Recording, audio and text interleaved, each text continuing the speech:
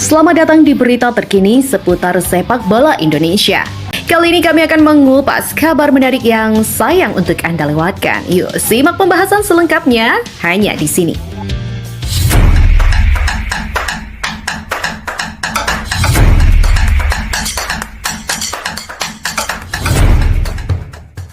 Mimpi timnas Indonesia ke Piala Dunia kembali terbuka lebar setelah Ole Romaini resmi dikenalkan.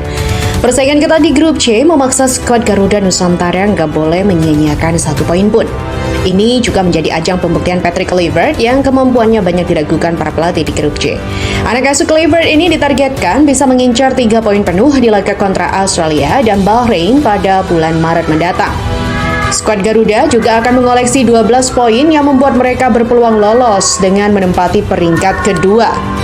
Ya, seperti kita tahu, PSSI masih mengupayakan segala cara untuk memproses pemain keturunan untuk membela Indonesia, entah itu di bulan Maret atau Juni mendatang. Dan setelah Ole Romaini, masih ada nama-nama macam Hairo atau kemungkinan Emil Audero, Maurizio Stra, hingga Meliano Jonathans. Ya, bisa dibilang dari nama-nama tadi, Hairo adalah yang peluangnya paling besar. Bisa dinaturalisasi dalam waktu dekat, mengingat berkasnya sudah masuk dan tinggal dilengkapi. Walaupun juga pastinya itu nggak gampang ya, mengingat waktu yang terus berjalan. Nah, melihat situasi yang ada, Hairo sendiri dikabarkan cukup santai dan percaya kalau semuanya bakal bisa clear tepat waktu. Nggak terasa kalau kini hampir memasuki pertengahan bulan Februari 2025 nih, dimana artinya kurang lebih 1 bulan lagi Indonesia akan melanjutkan perjuangan untuk lolos ke Piala Dunia 2026. Dan jika kita melihat peluang Indonesia untuk meraih hasil maksimal di 4 laga sisa babak round 3, sejatinya sangatlah terbuka. Sebab dari 4 laga yang ada, 2 diantaranya akan dilakukan di kandang. Meskipun begitu, semua juga tahu kalau itu bukanlah sesuatu yang mudah. Karena di satu sisi, tim-tim pesaing pun juga pasti melakukan evaluasi. Masuknya Ole Romaini di lini serang udah pasti akan memberi nilai tambah. Tinggal gimana caranya, sekarang PSSI harus bisa ngebut proses Hairo. Di samping mengurus berkas dari nama-nama lain yang dirumorkan, pokoknya Hairo dulu deh. Kalau dia bisa clear tepat waktu, paling enggak dari sektor tengah dan depan kita udah punya komposisi yang kuat nih untuk memperbesar peluang menang melawan Australia dan Bahrain. Nah, terkait Hairo diketahui ia sendiri cukup santai menunggu proses yang ada. Entah bisa main Maret atau Juni, baginya yang penting adalah ia sudah sah dulu nih jadi WNI. Walaupun pastinya hasrat Hairo ingin segera melakukan debut ini secepatnya. Kondisi timnas Indonesia kini juga benar-benar punya potensi untuk menembus level yang lebih tinggi. Belum lagi jajaran pelatih yang secara nama adalah legenda besar di sepak bola internasional. Di sisi lain, ajang ini pembuktian Patrick Kluivert yang diremehkan Tony Popovic. Timnas Australia asuhan Tony Popovic bakal menjadi ujian pertama bagi anak asuh Patrick Kluivert. Namun, belum juga bersuah pelatih tim lawan sudah memandang remeh juru taktik anyar Garuda ini. Bahkan Popovic dengan lancang menyebut Kluivert pelatih kemarin sore. Alhasil, manajer kelahiran Sydney ini sangat percaya diri bisa mengalahkan timnas Indonesia di lanjutan ronde 3. Kluivert belum memiliki banyak pengalaman sebagai pelatih kepala. Dia hanya melatih di klub Turki dan juga Curaçao, kata Popovic yang memandang sebelah mata. Dan komentar songong pelatih berusia 51 tahun ini dinilai hanya untuk menutupi rasa takut. Pasalnya, Popovic pernah punya pengalaman pahit saat menghadapi Kluivert sebagai pemain. Beberapa tahun yang lalu, Kluivert selalu bisa mengalahkan Popovic yang memperkuat Crystal Palace. Alhasil, hanya tinggal menunggu waktu Kluivert bisa mempermalukan Popovic sebagai pelatih. Apalagi Kluivert bertekad membawa pasukan merah putih mencuri poin atas Australia. Juru taktik kelahiran Amsterdam ini ingin memberi 2 kemenangan manis di awal kiprahnya. Harapannya tentu kita bisa dapat 6 poin dengan 2 kemenangan sempurna. Jika skenario ini sukses, skuad Garuda bakal naik 10 peringkat di FIFA dan memperoleh 26,7 poin. Itu artinya Indonesia berpotensi bisa berada di ranking 117 dunia. Namun, misi ini nggak mudah lantaran skuad Ganguru dinilai lebih diuntungkan. Pasalnya Harry Sultan dan Kusini Yangi sudah pulih. Dan Australia bakal tampil penuh di hadapan ribuan supporter mereka. Selain itu, Australia juga sedang dalam performa terbaiknya. Skuad Kanguru nggak terkalahkan dalam 3 pertandingan berturut-turut. Ya, nggak heran, Popovic menyebut mengalahkan Indonesia bukan sesuatu yang sulit. Kami berada di posisi yang bagus, kami perlu fokus yang tinggi. Mimpi yang kami miliki untuk lolos secara otomatis dapat kami wujudkan dengan sangat mudah. Persiapan matang demi balasan. Kans dendam melawan Bahrain setelah menghadapi Australia. Timnas Indonesia akan menjamu Bahrain di tanggal 25 Maret. Laga ini wajib dimenangkan oleh anak asuh Patrick Kluivert demi menjaga asa lolos ke Piala Dunia. Gak heran pelatih asal Belanda itu dengan sigap melakukan persiapan yang matang. Kluivert dikabarkan sudah memanggil 30 nama pemain untuk segera diseleksi. Menariknya, ex-striker Barcelona itu menyertakan beberapa nama pemain buangan. Pasalnya, Kluivert turut mengundang Elkan Bagot, Stefano Lillipali, dan juga Mark Klok. Hal ini dinilai wajar karena pelatih 48 tahun itu ingin menurunkan skuad terbaiknya. Apalagi duel panas ini akan menjadi ajang balas dendam bagi Rizky Ridho dan kawan-kawan. Pasukan Merah Putih masih menyimpan amarah karena dicurangi Bahrain pada pertemuan pertama. Bahkan Bahrain juga sempat melayangkan gugatan untuk bermain di tempat netral. Namun permintaan itu langsung ditolak AFC selaku induk sepak bola tertinggi di Asia. Pihak konfederasi sudah memutuskan timnas Bahrain akan melawat ke Stadion Gelora Bung Karno. Artinya, Indonesia jauh lebih diuntungkan karena mendapatkan sokongan penuh dari para Ultras Garuda. Bahkan, para pendukung setia sudah siap berburu tiket yang akan dijual mulai akhir Februari ini. Dan berbekal dukungan yang besar, Indonesia diyakini bisa meruntuhkan mental para pemain. Apalagi anak asuh Dragan Talayik itu dirugikan dan merasa dipermainkan oleh AFC. Pasalnya, federasi tertinggi sepak bola Asia ini malah memberikan jadwal bermainnya lebih malam. Media Irak, yakni Irak Football Podcast, bahkan menyebut tim Mutiara Teluk sebagai pengecut. Benar-benar lelucon ya, Bahrain tidak pantas mengunjungi Indonesia dan disambut oleh negara dan orang-orang yang begitu cantik. Kerugian bagi mereka, tulis Irak Football Podcast. 3 poin tentunya menjadi harga mati untuk pasukan Garuda. Bagaimana tidak, anak asuh Patrick Kluivert akan mendapatkan tambahan poin sangat besar, yakni 16,89 angka. Itu artinya Indonesia akan mengoleksi 12 poin dan diprediksi duduk di peringkat kedua grup C. Dengan catatan, Indonesia bisa mengalahkan Australia di pertandingan sebelumnya. Selain itu, Arab Saudi dan Bahrain harus gagal memperoleh 6 poin di 2 pertandingan. Hasil ini tidak mengganggu posisi skuad Garuda, meskipun Australia menang atas tim Tiongkok. Kalahkan timnas Tiongkok, ya perjuangan timnas Indonesia demi meraih tiket lolos Piala Dunia 2026 tak berhenti di bulan Maret. Jadwal berat sudah menanti anak asuh Patrick Kluivert di bulan Juni melawan Tiongkok. Laga ini diprediksi akan menjadi momentum kebangkitan untuk pasukan Merah Putih. Alasannya, tim Naga sedang berada dalam kondisi pincang karena berpotensi ditinggal pemain naturalisasi. Fernando ngambek setelah kompensasinya tidak dibayarkan oleh klub Shandong Taisang. Wah. Menurut kabar yang berseliweran, beban gaji naturalisasi asal Brazil itu mencapai 2 juta euro. Bahkan dirinya mengancam bakal pensiun dari timnas kalau keinginannya tidak dikabulkan. Sementara Branko Ivankovic malah meremehkan kekuatan timnas Indonesia. Merujuk pada fakta yang ada, keberadaan para pemain keturunan secara nggak langsung benar-benar mengangkat reputasi timnas Indonesia di mata dunia. Tentu nggak pernah terbayangkan sebelumnya kalau kita akan lihat pemain-pemain Indonesia bertarung di level tertinggi Eropa. Di mana yang terbaru ini kita baru saja kedatangan pemain berdarah Belanda Indonesia Ole Romney yang membuat heboh media Vietnam hingga berbicara soal peluang Garuda untuk lolos ke Piala Dunia 2026. Ketua Umum PSSI Pak Erick Thohir juga berharap Ole Romney mampu meningkatkan daya gedor timnas Indonesia yang kini diasuh oleh pelatih Patrick Kluivert.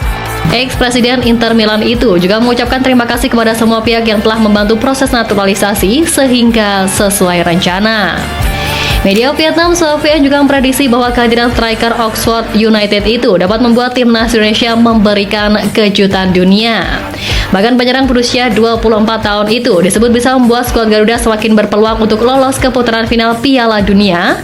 Memang setelah resmi menjadi WNI, Ole Romney diproyeksikan untuk membela skuad Garuda dalam laga lanjutan babak ketiga kualifikasi.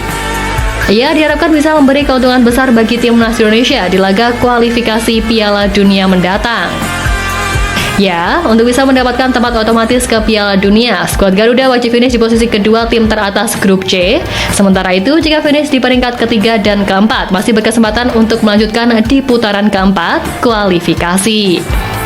Nah, berkaitan dengan persaingan di timnas Indonesia yang semakin ketat dan melihat segala hal yang terjadi, memang pada akhirnya cepat atau lambat timnas Indonesia akan upgrade level pemain juga.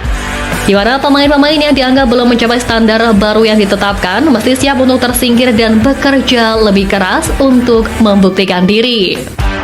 Peningkatan level di dalam tubuh Garuda ini lantas juga disorot oleh winger timnas Jepang Kaoru Mitoma yang menjadikan timnas Indonesia sebagai topik diskusi dengan pemain klub kasta tertinggi Liga Inggris yakni Joel Veltman. Veltman adalah pemain timnas Belanda yang memiliki keturunan Indonesia yang terus mengikuti perkembangan dari skuad Garuda. Ia juga mengetahui bahwa legenda timnas Belanda Patrick Kluivert menjadi pelatih kepala di tim Merah Putih. Pemain berusia 33 tahun itu bahkan mengaku memiliki keinginan untuk membela timnas Indonesia jika mendapat izin dari FIFA. Menariknya, Feldman mengungkapkan bahwa rekan setimnya Kaoru Mitoma memuji skuad Garuda, di mana Kaoru mengatakan yakin bahwa tim Merah Putih bisa berbicara banyak dalam perjuangannya di ajang bergengsi kelas dunia yang kini tengah dipersiapkan. Kaoru Mitoma sendiri merupakan sosok winger yang kini bermain untuk klub kasta tertinggi Liga Inggris Brighton and Hove Albion. Bersama Brighton, pemain berusia 27 tahun itu telah mencatatkan total 27 penampilan, 6 gol, dan 3 assist di semua ajang pada musim ini. Kaoru juga telah berbicara banyak di level internasional bersama timnas Jepang, mengoleksi dengan total 26 laga dan 8 gol. Saat ini pun bintang Samurai Biru itu memiliki nilai pasar yang sangat fantastis, yakni di angka 782,17 miliar rupiah, dan di Brighton dia setim dengan Joel Feldman.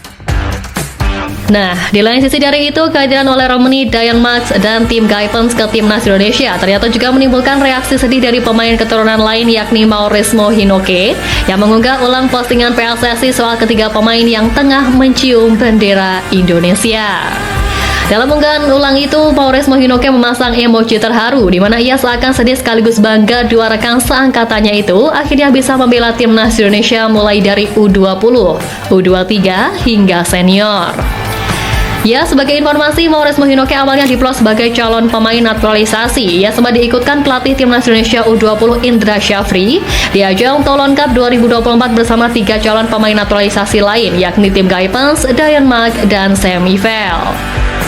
Mentas sebagai penyerang, Mauresmo Hinoke paling menonjol ketimbang nama-nama lain di skuad timnas Indonesia U20. Salah satu aksi menggila Mauresmo Hinoke ditunjukkan saat Garuda Nusantara menghadapi timnas Jepang U20, di mana pemainnya telah mencetak 1 gol dari 24 laga di Liga 2 Belanda bersama Top Os ini beberapa kali merepotkan lini pertahanan Jepang U20. Naturalisasi pemain keturunan untuk timnas Indonesia benar-benar memasuki babak baru. Setelah sukses mendatangkan beberapa nama besar, sekarang giliran lini serang yang diperkuat dengan hadirnya striker tajam. Ole Romeni akhirnya mengambil sumpah WNI di London, Inggris. Proses panjang yang dinantikan publik sepak bola tanah air akhirnya tuntas.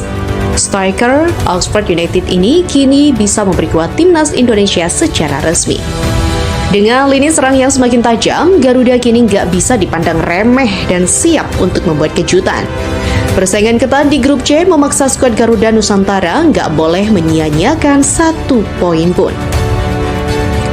Ini juga menjadi ajang pembuktian Patrick Kluivert yang kemampuannya banyak diragukan para pelatih di grup C. Anak asuh Kluivert ini ditargetkan bisa mengincar 3 poin penuh di laga kontra Asia, Australia, dan juga Bahrain pada bulan Maret mendatang.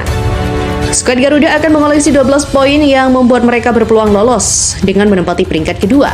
Namun, di balik kebahagiaan fans timnas Indonesia usai Ole Romeni resmi menyandang status WNI, berbeda dengan warga Belanda yang merasa jengkel dengan program naturalisasi yang saat ini tengah gencar dilakukan PSSI untuk memperkuat timnas Indonesia.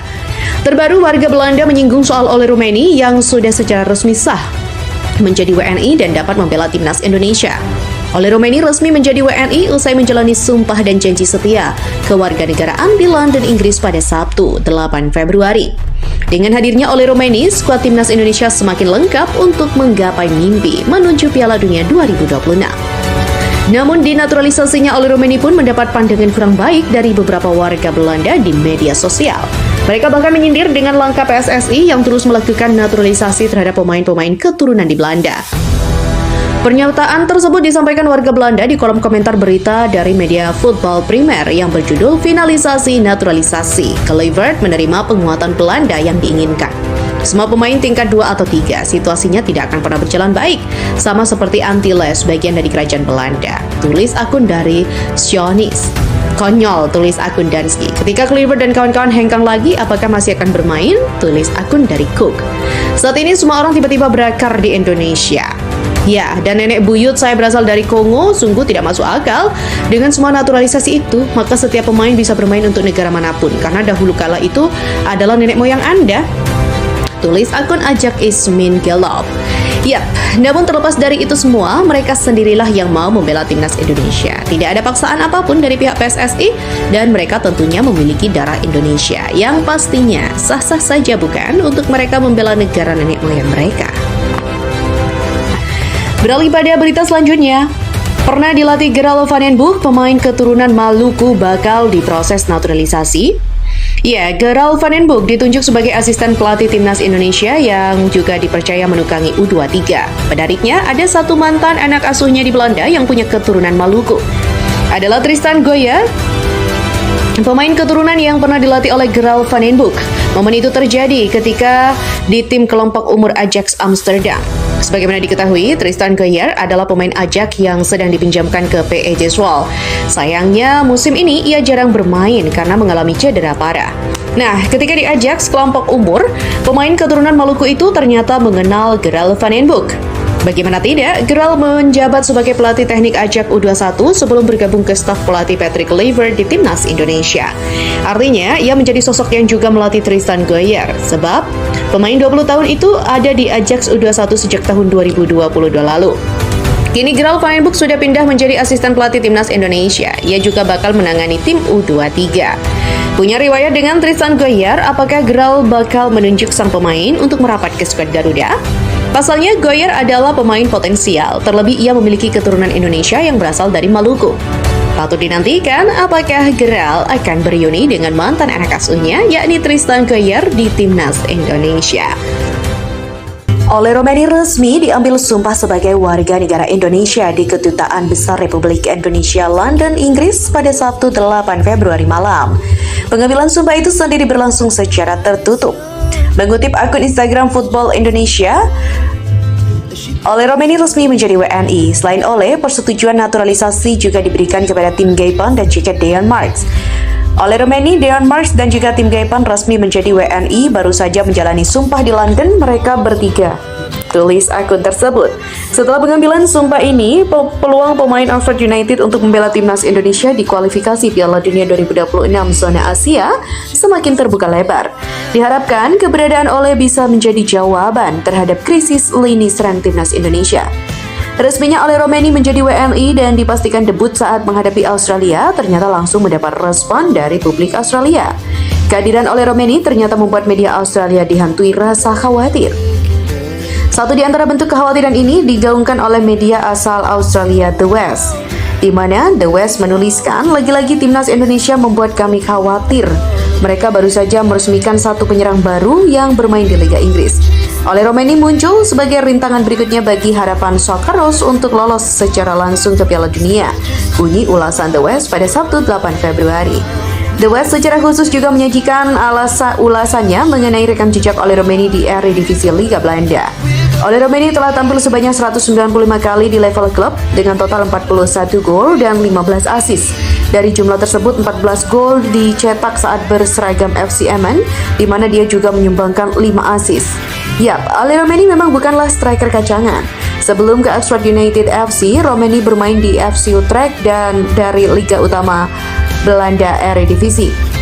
Romeni pertama kali bergabung ke FC Utrecht pada musim panas 2023 dengan status bebas transfer dari klub Liga Belanda lainnya, FC Emmen. Saat masih membela FC Emmen, Romeni pernah membukukan gol double digit dalam semusim. Dan saat masih membela FC Emmen, Romeni juga pernah membukukan prestasi yang cemerlang. Pada musim 2022-2023, Romeni melesaikan 11 gol dari 33 penampilannya bersama FC Emmen. Sebelum FC Emmen terdegradasi ke Liga Kasta kedua Belanda, Eredivisie. Adapun selama berada di FC Utrecht, Romeni mencatatkan 28 penampilan di Liga Belanda dengan 3 gol dan 1.239 menit bermain. Di mana tahun pertamanya di FC Utrecht diwarnai cedera. Meski demikian, Romeni mulai menunjukkan performa yang lebih baik di musim kedua dan merasa sangat berterima kasih atas waktu yang dihabiskan di klub itu. Proses kepindahan Romeni ke Oxford United berlangsung sangat cepat dalam beberapa waktu terakhir. Romeni mengungkapkan kegembiraannya atas kesempatan bermain di Inggris yang selalu menjadi impiannya itu. Ini adalah kesempatan yang luar biasa di klub yang sangat ambisius. Selain itu, saya selalu ingin bermain di Inggris, kata Romeni setelah bergabung dengan Oxford United. Ia juga menyampaikan harapannya agar mantan rekan-rekannya di FC Utrecht bisa terus melanjutkan performa baik mereka.